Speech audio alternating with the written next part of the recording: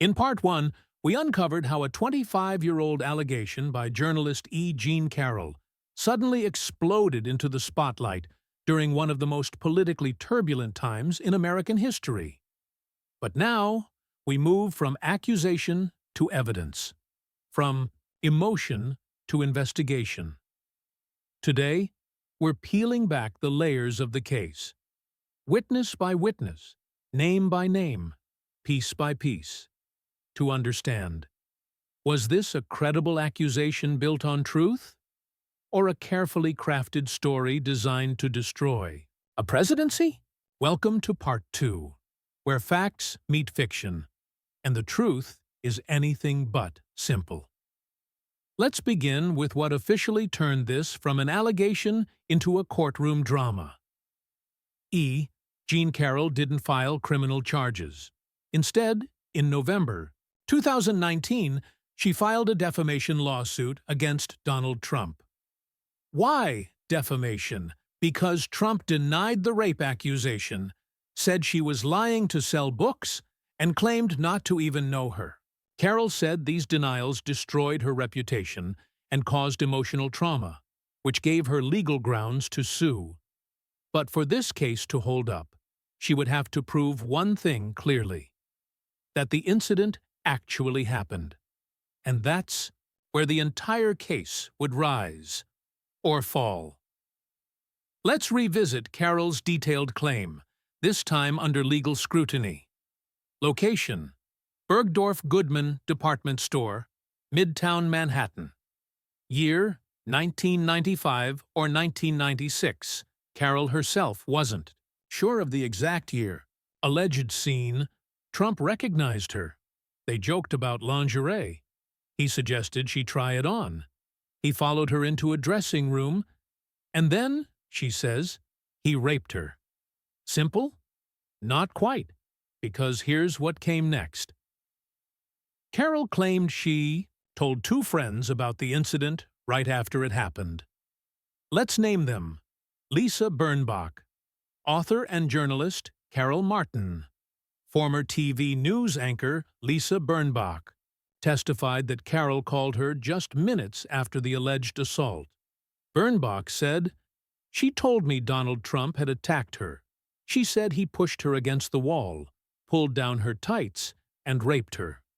Birnbach admitted she advised Carroll not to go to the police because, in her words, "It's Donald Trump.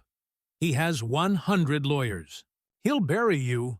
Carol Martin, on the other hand, said she believed something happened, but she advised Carroll not to tell anyone and forget it, because going up against someone like Trump would destroy her. But here's where it gets complicated. Carroll had no other witnesses. She had no video footage, no medical records, and couldn't remember the exact date or time of the alleged incident. So, her entire case hinged on personal memory and those two friends. Trump said, "I've never met this woman in my life." But then, a photograph appeared. In the photo, Donald Trump, Ivana Trump, his first wife, E. Jean Carroll, John Johnson, TV anchor, and Carroll's then-boyfriend. The photo was taken in the late 1980s at a party. Carroll's team used it as proof that Trump knew her, contradicting his statement. Trump's response? He said the event was decades ago, and that standing next to someone in a crowded room doesn't mean you know them. Fair point? Or legal dodge? Depends on who you ask. Perhaps the most controversial element was the black Donna Karan dress that Carroll claimed she wore the day of the alleged rape. She said she kept the dress all these years and never washed it. Sound familiar? Yes. It echoes the Monica Lewinsky scandal, where a dress with DNA became central evidence. In 2020, Carroll's legal team requested a DNA sample from Donald Trump to test against the dress. Trump's team refused, stating that this was an abusive process and political harassment. But the damage was already done. The media pounced on the idea. Was there DNA on the dress? If so, whose? Could this be the smoking gun? Turns out, no DNA was ever tested or confirmed publicly. It became more of a media tool than a courtroom weapon. Trump's lawyers did not treat this like a small case. They knew what was at stake: his legacy, his 2024 ambitions, and public perception. Their tactics: delay the trial. They argued presidential immunity, tried to move the case to federal court, and challenged every piece of evidence. Discredit Carroll. They painted her as seeking attention, money, and fame. Media control. Trump's team made sure conservative media outlets like Fox News, Newsmax, and OAN carried his message. This is a witch hunt, just like Russia, just like Ukraine, just like everything else. It became part of his larger "they're all out to get me" narrative, which had already proven effective with his base. Carroll wasn't the first woman to accuse Trump of misconduct. By 2019, more than 20 women had publicly accused Trump of sexual misconduct ranging from groping to assault. These women included Jessica Leeds, said Trump groped her on a plane; Summer Zervos, a former Apprentice contestant, Natasha Stoynoff, a People magazine reporter. Carroll's team tried to use these past accusations to build a pattern. Trump's lawyers, however, called them irrelevant, false, and coordinated. But still, the court allowed 2 of these women to testify about Trump's alleged behavior. Was it fair? Or stacking the deck? To bolster her case, Carroll's lawyers brought in psychological experts to explain why victims of sexual assault often forget timelines or avoid going to the police. One expert testified, "It is common for survivors to suppress trauma. Memory can become fragmented under extreme emotional stress." Another stated, "Carroll's behavior is consistent with rape trauma syndrome." But Trump's team countered with their own expert, who said, "Delayed reporting does not always mean trauma. It can also indicate fabrication."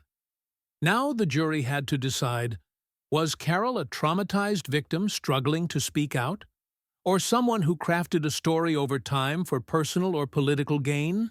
While the court battle raged on, the media battlefield was on fire.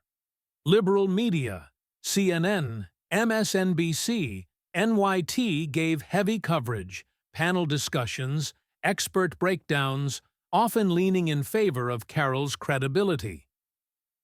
Conservative media, Fox News, The Daily Wire, and others slammed the case as another Russiagate-style hoax.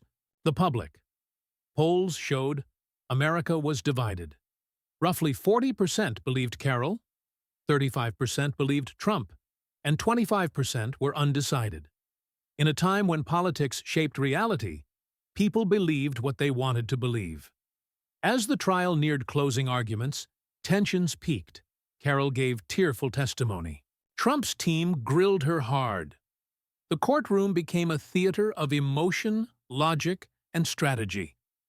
Both sides gave fiery final arguments.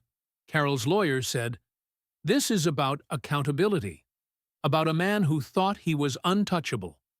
Trump's lawyer countered, "There is no evidence, no date, no time, no truth, just a smear." Then the jury went into deliberation, and the world waited. And this is where we leave you.